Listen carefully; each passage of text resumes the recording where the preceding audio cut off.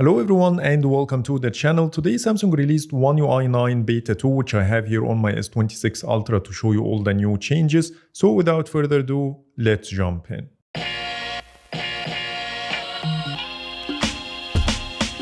Starting with the build number and update size here on the S26 Ultra, the build number ends in ZEQ or double ZEQ, and the OTA image was about 1.6 gigabytes. Let's start with the lock screen, specifically the Now bar. When you expand the media controls, you will see some design tweaks. The first one is the new app icon next to the song name, plus there is a glow around the progress bar cursor. Moving to the apps screen, the search bar is now using a gray background color, and for reference, here is how it looks on One UI 8.5.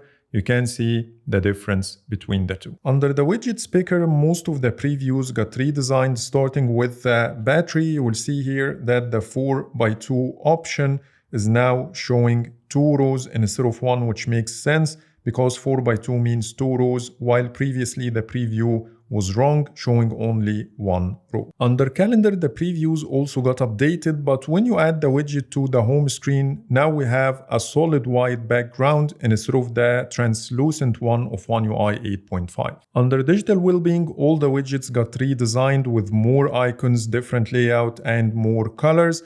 Also, under screen time, all the bar charts got replaced with pie charts. Under Samsung Notes, the shortcut buttons at the top right corner now have a red fill color. The font is bigger, plus now you have the ability to create a new note directly from your home screen by using this new shortcut. The reminder app widgets also got the same treatment, and now we have a blue fill color around the shortcut button. And lastly, the suggest apps widget got a brighter background color. So that's it with the widgets picker. Now let's talk about the quick panel and notification shade. I noticed something different with the blur effect, but I'm not sure if it's related to Beta 1 or Beta 2. For reference, here is how it looks on One UI 8.5. You can see each individual app icon, while on One UI 9 it's hard to tell exactly what's behind the background. The second change is related to the access indicators at the top right corner. On One UI 9, when you tap on it, it reveals a card that will allow you to adjust some settings, like the ability to close the app, manage access, see recent access, while previously it was just a banner, but if you want to adjust anything, you need to tap on it one more time, which takes you to a totally different page. The media controls also got some design tweaks. On the left, you can see a screenshot from Beta 1. The first change is the smaller output device name font. The artist name now shows next to the song name with a dot to separate between them, and both are using a smaller font than Beta 1. The colors used for the progress bar and the cursor are brighter than the previous version, plus there is a subtle glow around the cursor. The media output switcher also got some design tweaks. We have a brand new settings icon, which is also smaller. The card is narrower than the previous version. The album art container has a different shape.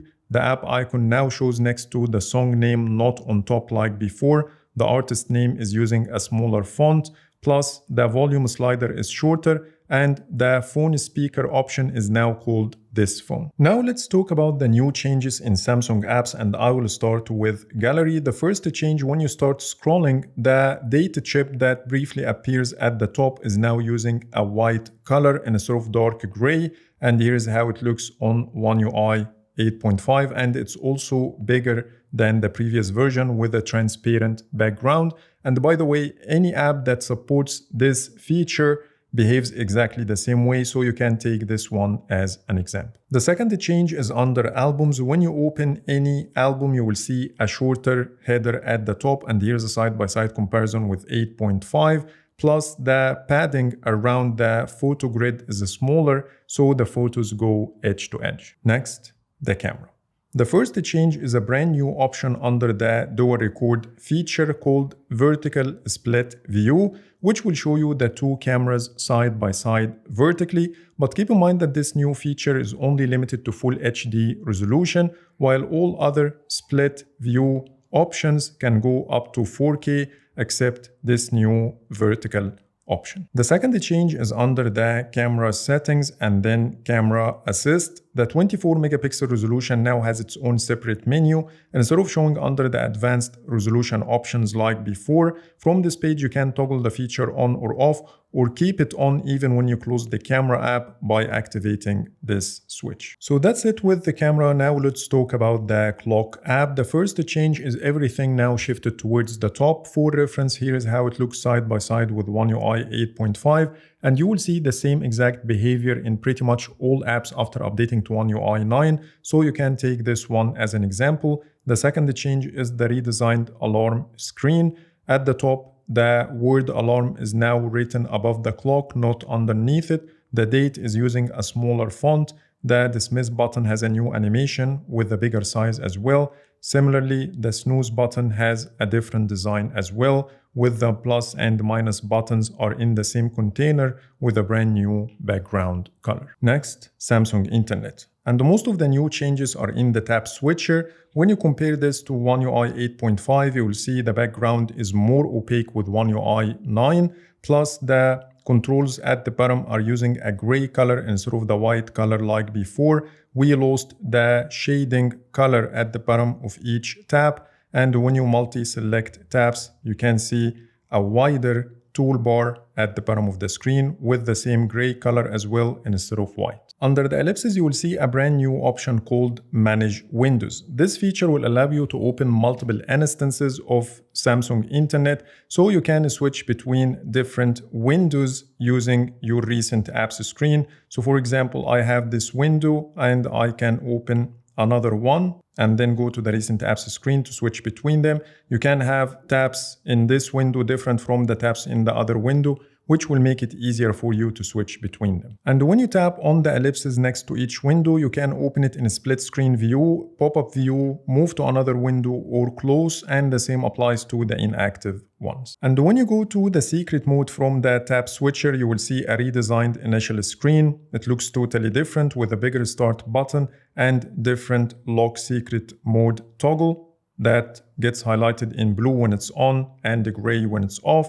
But when it comes to the functionality, they are exactly the same. And lastly, under the app settings, when you go to layout and menus, you will see that the toolbar page is now called customize menus, but both look exactly the same. We also lost the ability to modify or reorder the options under the overflow menu. Next, the My Files app.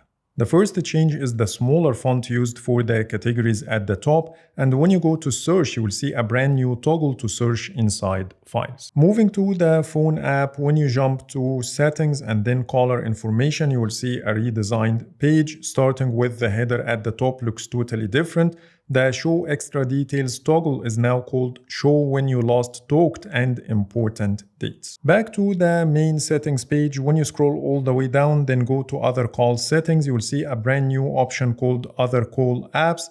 From this page, you can allow third-party apps to show the call history in the phone app. Currently, I see only WhatsApp, WhatsApp Business, and Google Meet. So that's it with Samsung apps. Now let me show you some random tweaks here and there. The first one is the redesigned location access card. It now has a rounded square design for the options with a checkbox next to each one, and the highlight is more prominent instead of only using the border like before. The screenshot toolbar also got some visual tweaks. It's now using a gradient background color and smaller buttons. Before jumping to the next chapter, if you like my wallpapers, you can download them from the Wallpapers by In-Depth Tech Reviews app. It will give you access to hundreds of exclusive wallpapers that will make your smartphone look stunning. Plus, you have the ability to download any of these wallpapers locally on the device, so you can apply the wallpaper effects of One UI on any of them. If you want to give it a try, you will find Google Play Store download link in the description. And now let's get back to One UI 9. And now it's time to show you all the new changes under settings. The first one is under connections, then Wi-Fi. When you go to your Wi-Fi network settings page, you will see some design tweaks. The network name is now the page header with the word connected in bold, and the icon has a slightly different color. Also, when you try to use the QR code feature on both, you will see here that the page looks slightly different. Instead of having share and save to image at the bottom of the screen, they are now showing at different locations. Under connected devices, when you scroll all the way down, you will see a brand new option called driving report that didn't exist before. When you open this page, it says keep track of your driving, automatically record your drives so you can see your patterns, driving insights, see your habits and patterns at a glance, get weekly reports, and when you tap on continue, it will request access for some stuff, and then you can add your vehicle by tapping on the plus button at the top right corner and choose the Bluetooth of your vehicle so it can detect your connection with the car and start creating the driving report. Under modes and routines, when you go to the mode settings page, the turn on button is no longer highlighted in blue. It only turns blue when you turn on the